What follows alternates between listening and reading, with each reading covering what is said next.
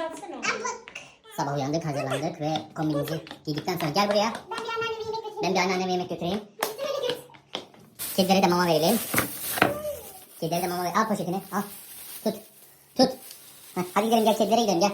Gel dökme, gel kedilere gideceğiz. Tut böyle. Kedilere gideceğiz. Gel. Hadi bakalım. Hadi gidelim kediler.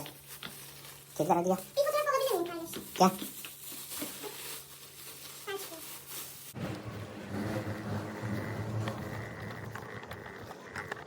Kedilere mama vereceğiz şimdi, gel. Gel, kedilere mama vereceğiz.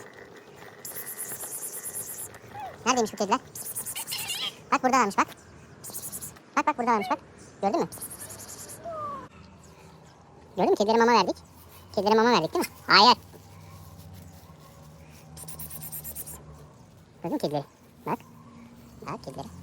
Bak. Bak orada da var. Orada da var. Gördün mü kedileri? Bak. Evet, kediler mama yiyor bak.